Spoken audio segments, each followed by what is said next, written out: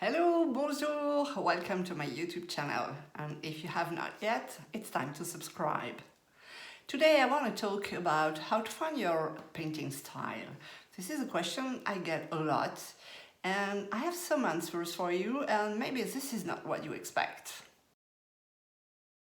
Are you struggling to find your art style? Maybe you're stuck in your practice and you think you're not good at all and you want to get rid of everything you painted so far. But my question is, do you have the good medium for you? And more than the good medium for you, do you have the good medium for your brain? We all have different ways to see the world, and it depends on our brain actually. Some people are on a global vision. They are very intuitive and they get the full picture. And when it comes to art, they will paint first and think after. No problem with that. And some other people, they are more into details, into plan, into analysis. And they will think first and paint after. There is no good or bad way of thinking, of course. We are all different and that's fine. But the question is, do you have the medium that fits your brain? So first I want to talk about opaque mediums like gouache, oil, acrylic, Posca pens, etc. They can all be used as transparent ones, but we are just looking at the way they behave when they are opaque. And what I mean by this is that the white is opaque, so you can paint dark and add white on top of it. This is an opaque medium, and this type of medium is good for people who are thinking in a global way, that are more intuitive. So you can paint first, think after, and fix your mistakes, because you can still add light colors on top of dark colors. Transparent mediums like watercolor, alcohol markers, colored pencils, you need to keep the white of the paper to have a complete white in your painting, because there is no white in this type of transparent mediums. So these kind of mediums are good if you are more into planning, analysis and details, so you can think ahead, because you need to know where is the part that you don't want to touch to leave the white of the paper, and paint after. Does it sound familiar? And I want to talk about digital, of course, because digital can be both, can be transparent or opaque. And to be even more confusing, you can use an opaque brush, but a transparent layer. So your brain can really get confused, and this is why maybe some people have a hard time learning digital painting at first. But once you master it, it's really great, because you can do whatever you want with it.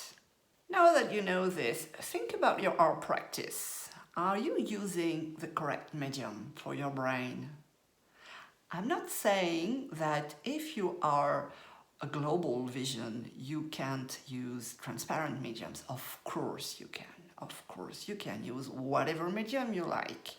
But if you go the way your brain is thinking, it will be easier for you.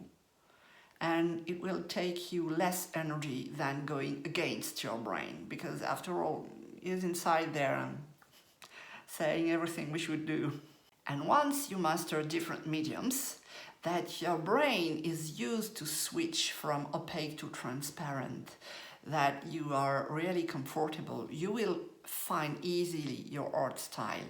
And this is really interesting to see how the same reference image in a transparent or an opaque medium can give something really different. Here is the reference image with a lot of contrast between the light and the dark. This is the gouache image, and this is the digital one. So of course the light is easier to work with in digital than in gouache. You will never get as much light as you have with digital. Sometimes I like an image so much that I have to do it in really a lot of mediums. So this is a reference image, and I never painted the hand, by the way. This one is oil painting. It was the time I was doing floating heads.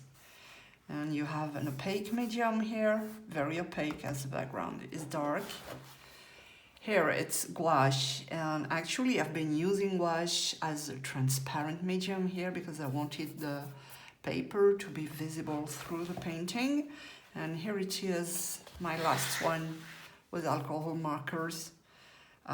It's not the best of the three, I would say. Actually, this is my favorite, so it's really good example of some mediums are going well for some reference.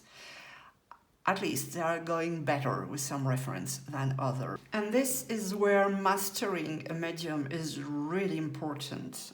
Same reference photo, this one in watercolor and a bit of colored pencils on top, and this one was gouache with a bit of colored pencils on top. Obviously I don't master watercolor because it's a mess, there is nothing defined in the face, and I was unable to leave the white of the paper untouched. So this is for analysis, this is for details, and this one is gouache. It's more for intuitive painting and global vision, and I know that I'm more on this side than on this side. Never mind, there is no good or wrong side. So I like this one so much, I even made a dark version of it in gouache as well. And sometimes changing your medium is a good way to experiment, to try new things, to be maybe a bit more brave than you would be with a medium that you master very well. This is gouache. It has maybe 2 years now, so I don't really paint like this today. And this is what I did just last week with alcohol markers. So 2 things to consider here. Of course, the medium changes the way you paint, but the more you paint, the more your style will evolve as well. So my style has evolved from this one to this one. I think this one is more into what I do today, and if I painted this one in gouache again, it would certainly be different. And another example of what digital can achieve. Digital is really cool when it comes to glitter because obviously it's easier with digital. But when you come to real life, you need to use some different things like adding a bit of silver leaf. It's a fake silver, by the way. So you have to move it to the light to see that this is glittering like this one. And do you try to enlarge your painting as well? I do. Here is one that I really like, so I made it in 3 different mediums. This is digital, a sketchy digital one. Very messy, and actually I've been using this exact drawing that I have used to print directly on paper here. And this one is acrylic, but this is a very transparent acrylic, and this one is alcohol markers. I don't know which one you prefer, they are very different, even if it's the same girl. And this one is the example of maybe sometimes if you have the wrong medium, your art will be wrong as well. This one is gouache, I kind of like it, and by the way, you have a time lapse for this one if you want to see. And this one is alcohol markers, and the color range is really wrong. I like the skin tones here, they are fresh, but here they look a bit dirty, especially if you compare the 2 of them. So maybe the butterflies are better, but the skin is really not good here. So alcohol marker is not good for this reference image, but gouache is.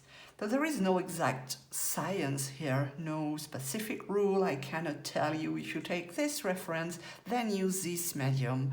You have to experiment. And the more you practice different mediums, the more it will be easy for you to find the one that suits you, your brain and yourself. Because it's sometimes 2 different things. So if you're going the way your brain is thinking, then you will consider things like the price of the medium, because some are really expensive. The time it takes to master it. Think about oil painting, for example. You won't master it in 2 hours. You want to think about portability. Maybe if you're painting plein air, it's a way to select a medium. Also, do you like to mix colors or not? So for example, when it comes to alcohol markers, you have very few mixing involved, but you need to buy a lot of different colors. On the other way, gouache, you need only the three primaries, black and white, and you can do whatever you want with it.